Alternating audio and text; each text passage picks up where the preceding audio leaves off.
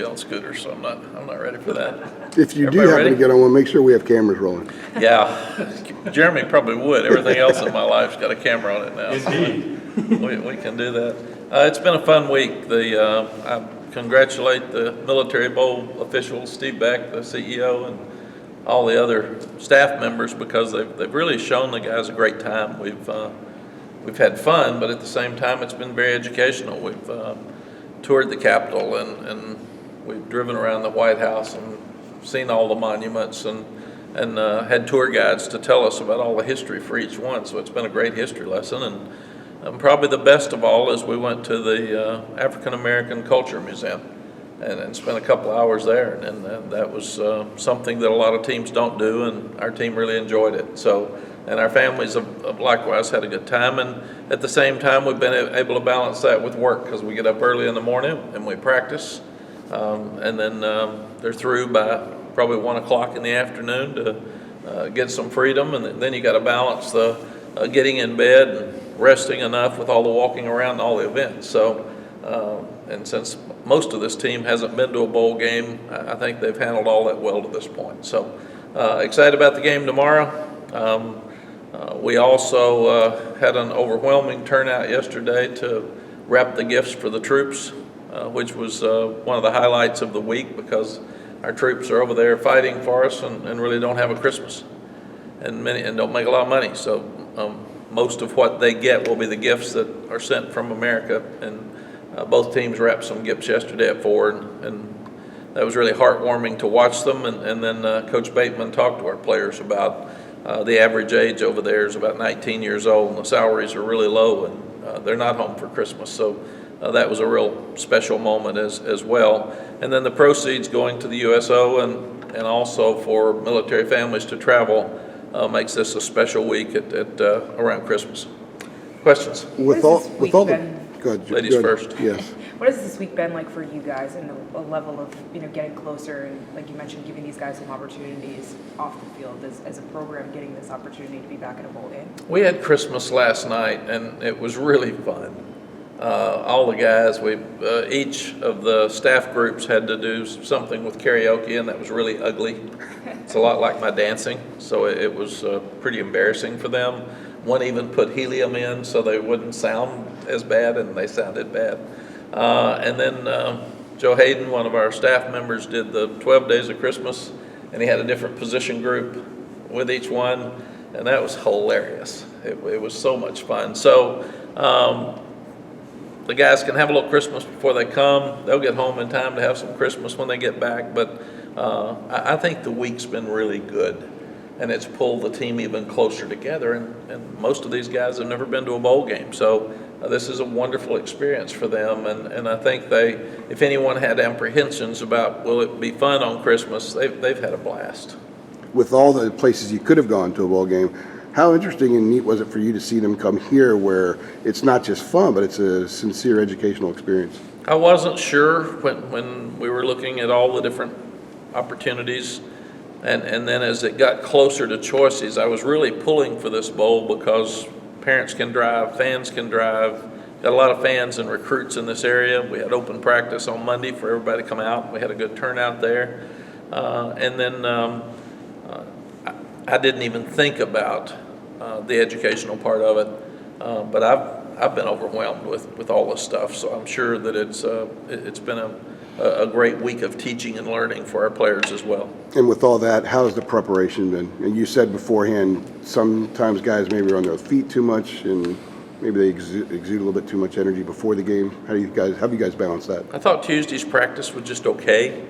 And you're changing routines, and you just got through traveling, so it's a lot different.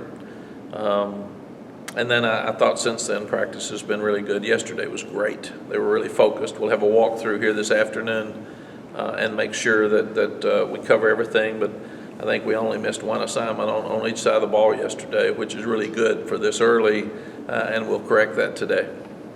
What will you guys do from now until the game tomorrow? What we will do is totally focus on Temple and ourselves. It's the bowl trip as it exists is over. It's game time. So we will have a team meeting at 1:15. Then we'll have special teams meetings, break up into offense, defense, and individual position meetings.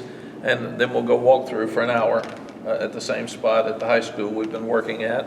Then we'll come back here and we'll have a chapel for them. We'll have dinner for them, and then they'll be able to go to a movie. And then come back, we put them to bed, and it's time to play. Are there particular areas right now, having not played for a month, what are the sort of areas of focus or concern that are special? Bowl games are very much like opening games. You have the same concerns. You haven't been hit really for a month. The ball carriers haven't been tackled full speed. Your kicking game hasn't been full speed. And usually it's the team that loses the bowl game more than wins it. There's a few things. Who has the best edge? Temple's 8-4. We're excited to be here, so I don't think there is an edge difference in this ball game. I think it's an even game, and both teams will be excited and need to win the game. So then you start looking at who's going to protect the ball the best on a cold day, who's going to get them more turnovers and take advantage of them, and it's usually kicking game. And those are things that you can't prepare for as well in an opening ball game. It pops back up in bowl games. Back when you talked to your team about it, the importance of getting to win number 7 instead of, falling back here at 6 and 7. Yeah, we don't get into numbers as much as we get into momentum. We've got tremendous momentum in our program right now, and we just had a great recruiting year. Fans are all excited. We sold out every game. And this would just be another step forward getting us ready for spring practice. We've got 13 guys coming in for spring training on the 5th of January that are new to this team. Then you've got 2 transfers, and Bryce Watts and Kyler McMichael that aren't with us up here because transfers that are ineligible can't travel with bowl teams. But they'll be back on the 5th. So we need the momentum from this game to carry over into January, the off-season program, and get ready for spring. In your past experiences, how long before the actual game, in a bowl game, do you generally have a good feel for how ready your team is to play a football game? I think it's usually that Thursday, Friday. We were not in pads yesterday. We were in shorts, and it was real sharp. And if you're dropping balls and going the wrong way on Thursday, you're in trouble. And we weren't. We were locked in. And the other thing you don't want to do is you can't play the game on Tuesday, Wednesday, or Thursday. So you don't want to lose your energy and be ready to play too soon.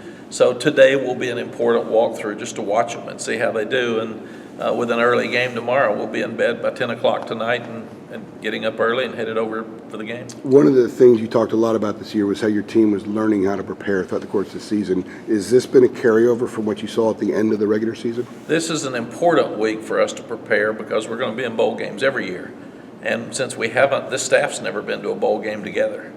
This team's some of them never been to bowl games at all. So this week has been really important for us to learn how to handle a bowl game. And we'll see how we do tomorrow afternoon. That's why everybody shows up. But I do think that after Mercer, we gained more confidence. NC State, we didn't have a great first half, but they really felt good at halftime and came out and played a great second half. So I'm excited to see us play because I feel like we're a better team right now than we've been all year going into this ball game. Which of the younger guys that got more of a chance during last week took a step forward? I would say so many of them played, so there weren't a lot of surprises. But Kevin Hester's a young guy that, as an interior defensive lineman, showed some promise in the week at home. So I felt really good about what he did. Have you had any time this week to reflect on your first year back? I know you still have one more game. Is there anything that you haven't done yet this season that you're trying to get next tomorrow? I don't think so. It's funny. So many of my friends have said, great you got to a bowl and all those things, and they're really nice. It's one of the things when you've been a head coach for 32 years, you get a lot of Merry Christmas text, and I still can't send them all. I can't make myself send them all one text back. I have to do it individually. So most of my time the last day and a half has been Merry Christmas to you, thank you very much. But most of them have said, are you okay? Did you enjoy this? Has it been what you thought? Has it been fun? And then all of my TV buddies have said, you okay? Is this good? And in reflecting back, it's been a blast. I'm really glad that Sally and I decided to do this. The players have been unbelievable. I cry around Christmas all the time anyway, so I spent most of yesterday crying when they were coming up, talking about how much fun they're having and seeing the look on their face. I got a wonderful text from Coach Fedora yesterday, good luck in the bowl game, and text him back and said, you'd be so proud of your guys that they've tried to do everything right to get here. So it's been a really good feeling being up here to be in a position that these guys haven't been in a couple of years, to give them some more fun. I looked up, you did call, I guess, maybe 3 or 4 Temple games over the last few years. I have. Do you remember you kind of made a mini celebrity of, or helped make a mini celebrity of Nick Sharga?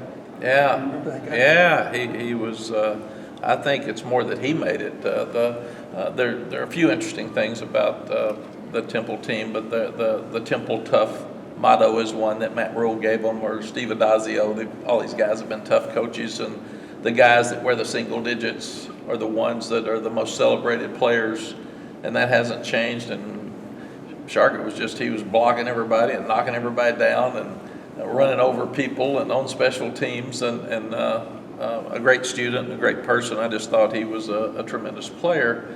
And interestingly enough, I did a Temple game every year. In fact, I did one for Coach Rule. I did one, but I did 3 in a row, I think. But I did Coach Carey's game at Northern Illinois also with Bowling Green. So I've had a lot of the guys and watched them play, and it's been fun. But one thing we've told our team all week about Temple is they're going to run the ball, they're going to be physical, and they're going to line up and get after you on defense. So you better be ready to play. You got a few guys within reach of 1,000 yards. Is that anything that you would consider or think about late in the game if you have a chance? It's really not. It's all about winning, and the guys know that. We've told them not to make any decision this week that didn't have winning in mind. And if you do that, you're going to be fine. But we will not ever talk about individual awards. If it's the end of the game and Javonte Williams needs 10 yards, Jeremy might send somebody down and say, if it works, Javonte needs 10 yards if the game's already over, and we might try to get it for him or something. But we went through those years where, do you take Vince Young out in the third quarter when he's trying to win the Heisman and you're ahead, or do you leave him in? There's a chance he'll get hurt. Is it run up the score on the other team? And we did the same thing with Colt McCoy, and I think you have to just win the game and go with your heart and do what you feel like's best. All good? All right. Thank you. Coach. Good. Happy